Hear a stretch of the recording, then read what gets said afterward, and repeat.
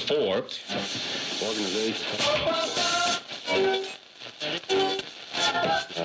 Wrapping up the victory. Keep it steady cause you win and you lose some. I've been running since the day I was born. I'm still working on my style and that new How's it going, Liz? I'm Brandon, and welcome to Broken Heart Cast, where we talk about life, the universe, and everything in between. And if this is your first time, welcome.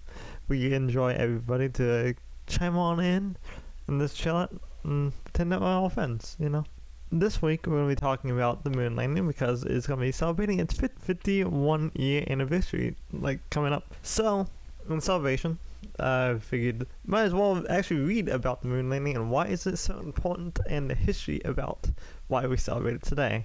And we all know, or everyone should know, that on July 20th, 1969, American astronauts Neil Armstrong and Edwin Buzz Aldrin landed on the moon and became the first ever landing for humans on a distant world and on the moon. And roughly about 7 hours, give or take 6.5 hours, Neil Armstrong became the first person to walk on the moon. And we all hear that iconic line, "That's one small step for man, one giant leap for mankind." Now, the Apollo 11 mission, that's what it was called, there was many tries to get to the moon before then, starting with the devastation of Apollo 1, where the capsule caught fire before it even took off, and so many test tries over and over and over again until we got to 11.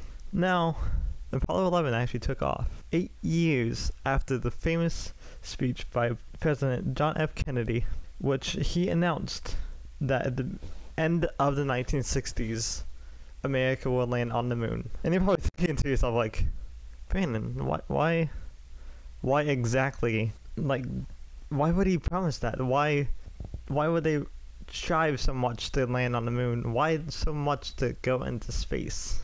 Well, it was the height of the space race.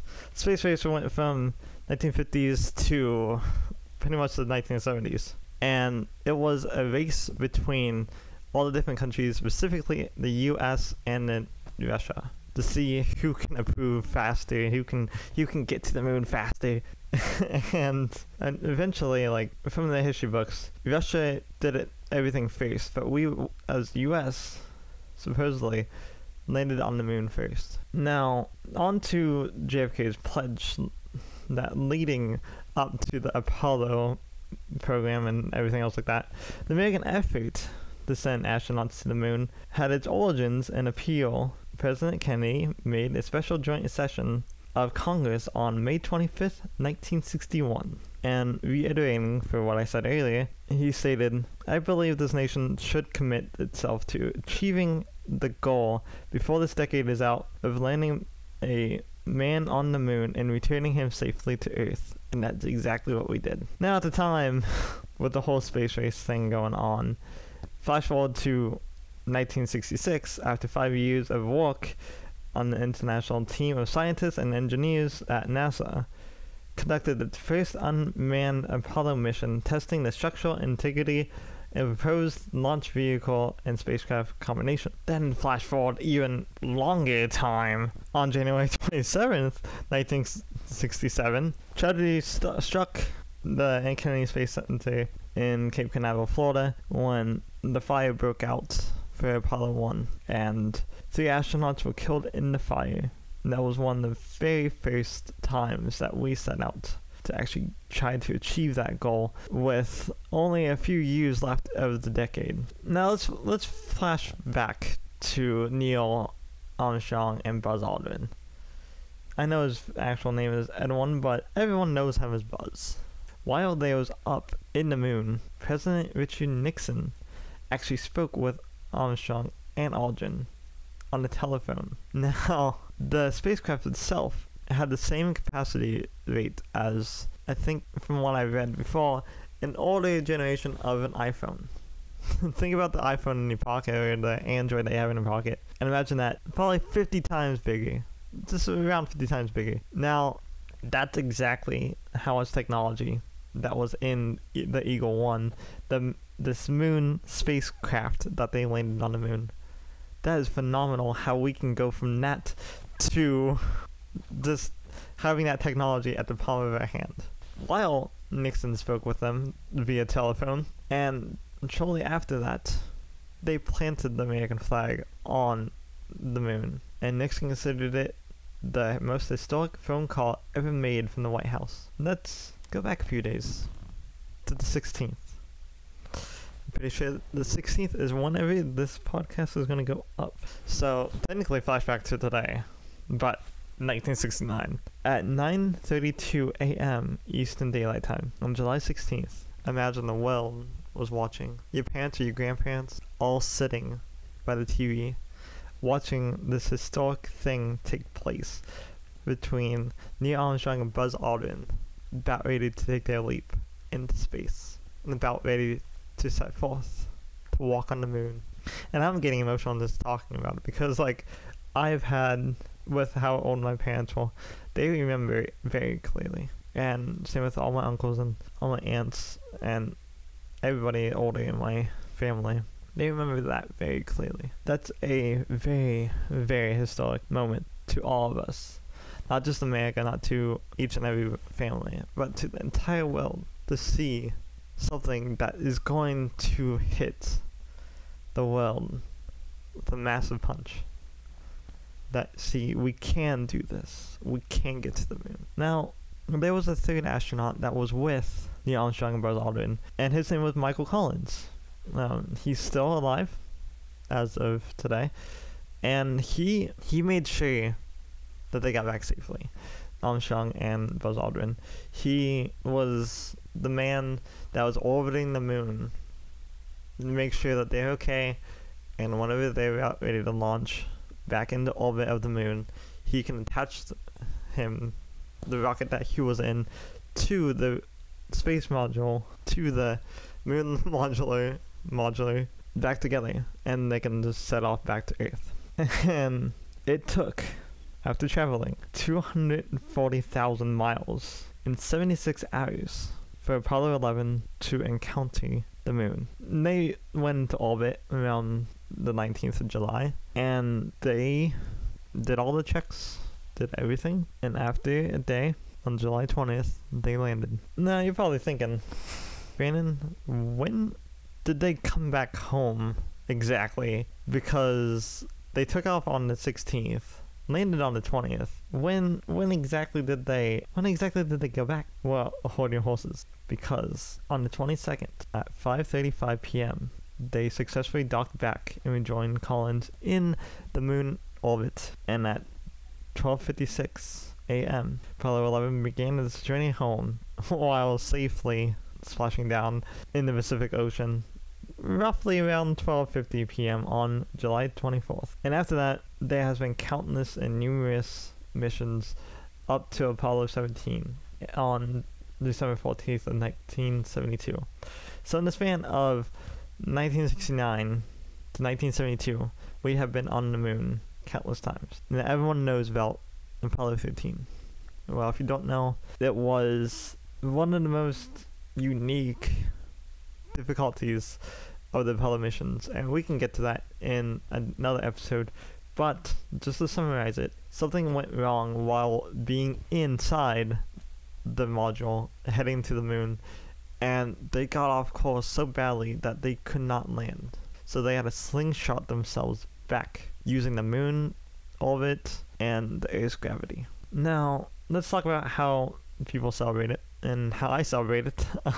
People celebrate it with festivals and stuff like that, and they go down to Kennedy Space Center and they have a big thing down there every single year to commemorate it, and they have a big exhibit down there to commemorate Apollo 11, and they put on big festivals and stuff like that. But with COVID-19, I'm pretty sure that they won't have any festivals unless it's like social distancing and stuff like that. Now, why it's so big for us on the podcast and why is it so big for us people living in Ohio is because that's where Neil Armstrong was from.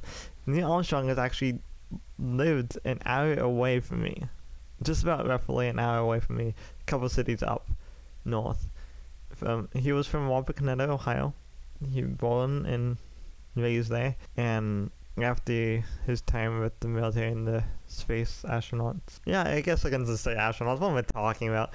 After his time with the astronauts, he went back and they started up in Wapakoneta the Armstrong Air and Space Museum. And if you are ever in Ohio, I highly recommend going to it. Wapakoneta is basically out in the middle of nowhere, but it is one of the coolest day trips that you can ever have, especially if after you go to the museum, you can go to McDonald's right across the street and order yourself a smoothie on a hot summer day. That is amazing. Now, Gwen and I went there last year for the 50th anniversary, and they threw a massive festival with jumping castles and food and just different interactive stuff that they don't really offer. And they was giving out discounts at the museum, and they was just basically cycling everything through. And they had a whole bunch of freebies. You can interview astronauts, you can do all this different science stuff and learn more about the Apollo missions and SpaceX and what they're doing now. And it's highly interesting, and I highly recommend going to it. And we had a blast going last year, and I might go this year I'll just drive up there and see what's going on. But for me, I typically celebrate it. If I couldn't go up there, I have the PSVR game where it actually demonstrates and you can see what it was like for the Apollo astronauts, Neil and Buzz and Collins, from getting to the time on Earth up to the moon and then back again. You can celebrate it if you don't have a PlayStation or if you don't have a VR system. You can watch documentaries. There's countless documentaries about Apollo 11, and there's different games. I highly recommend Kerbal Space Program. Kerbal Space Program is an amazing game to play if you really want to learn rockets and if you really want to learn about space and how they work and everything else like that. And you can celebrate Apollo 11 landing on the moon by making your own Apollo 11 rocket and lunar module on Kerbal Space Program and figuring out the different scientific ways that you can do in the game that they did actually in real life. And of course, it's all somewhat dumbed down just so you can get the basics of it and stuff like that, but still get the scientificness and the learnings of it as well. And that's pretty much all I would do, and that's what I recommend for you, Lovelies, and how you can celebrate Apollo 11. Also, you can celebrate by look up to see if your local town or if your local museum is going to have anything special about Apollo 11, whether you're watching them showing a documentary or them having an exhibit dedicated to the Apollo missions or anything else like that, anything space related.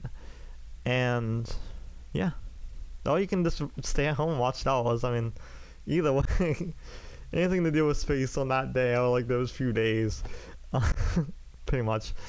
And no matter who you are, no matter what you are, no matter what you do, love and respect yourself. Also, love and respect others, especially with this trying times nowadays. Love one another, respect one another. Most importantly, love and respect yourself. No matter who you are, no matter what you are, no matter what you believe in, what color, no matter if you have a disability or not. And don't forget to leave a rating down below. Also, leave a comment down below wherever you're listening this to. Leave a comment on what you do for Apollo 11 celebration, or if you haven't really celebrated it and you really want to, go ahead and say what you're going to possibly do on July 20th. Or if you have any topics that you would like me to talk about, leave it down in the comments below. And as always, don't forget to hit that subscribe button. Also, don't forget to ring the metaphorical bell to stay notified for whenever I upload. And yeah, hope you have a out of this world day, whatever what you're listening this to. And next time, looking on the cast. Bye.